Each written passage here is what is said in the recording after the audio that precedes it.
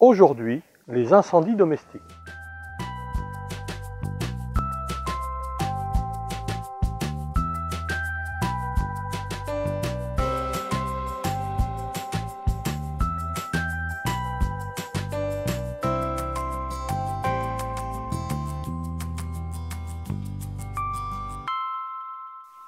« 137 500 accidents routiers en 1993, 56 812 en 2013, soit plus que division par 2 en 20 ans.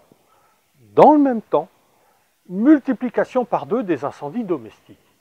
Est-ce normal? Cette vidéo présente un panel de chiffres révélateurs, une liste des causes les plus courantes, une autre des facteurs aggravants et enfin, une liste des actions possibles. D'autres vidéos plus détaillées vous permettront, si vous le souhaitez, d'aller plus loin.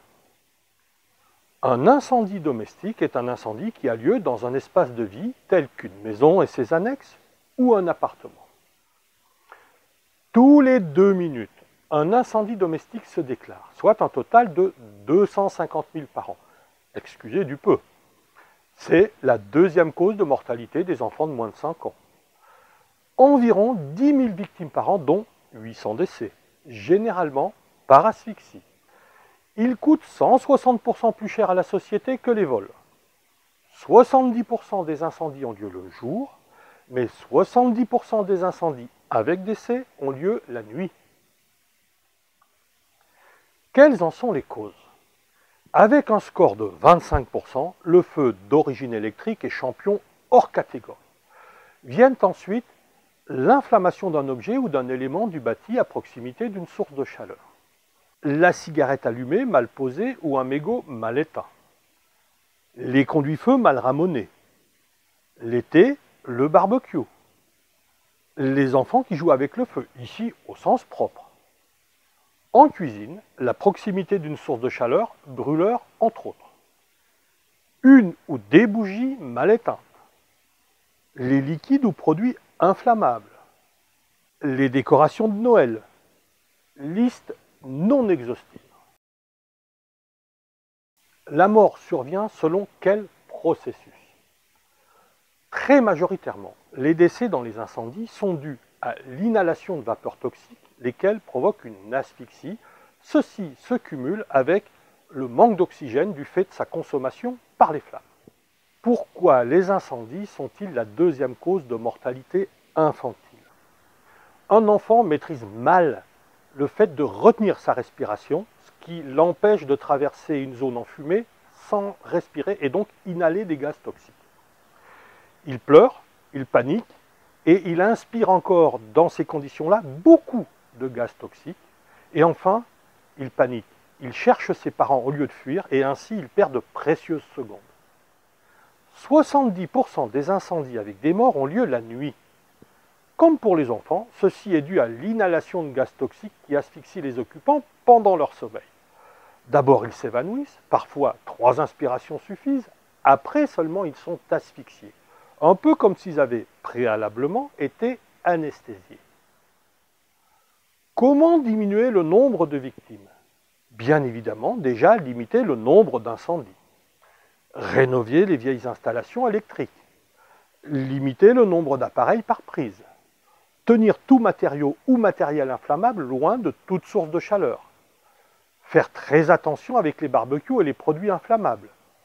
Ne pas laisser les enfants jouer avec le feu. Être vigilant avec les cigarettes allumées et les mégots. Voilà pour les actes au quotidien.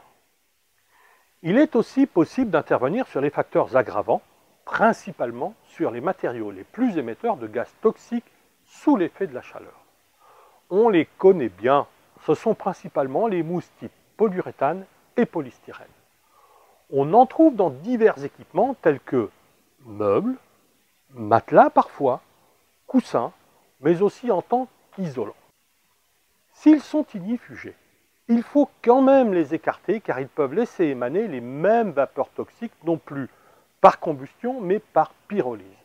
Ce qui n'est pas mieux car, ne voyant pas de fumée, on ne soupçonne même pas leur présence. Pour finir, une devinette. Que risque-t-on le plus dans une maison? Mourir d'un cancer du fait de la présence d'amiante? Mourir de saturnisme du fait de la présence de peinture au plomb ou mourir d'asphyxie du fait d'un incendie. Le calcul de probabilité serait intéressant pour quantifier les choses. Je ne pense pas qu'il ait été fait. Par contre, je suis certain du risque majeur. Asphyxie dans un incendie. Stop, ça suffit. Il faut bien évidemment continuer la lutte contre le plomb et l'amiante. Par contre, n'oublions pas l'incendie domestique. Il ne s'agit pas de faire peur, non, simplement informer. Ensuite, chacun fera ce qui lui semble bon.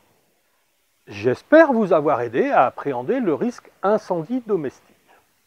Si cette vidéo vous a plu, faites-le savoir par un like, partagez-la avec vos amis ou avec vos relations et abonnez-vous.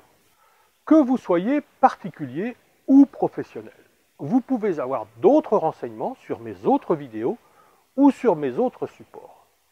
Si le concept Élabore Papy Claude vous plaise, vous pouvez rejoindre le mouvement. Tous les renseignements sur ma page Tipeee.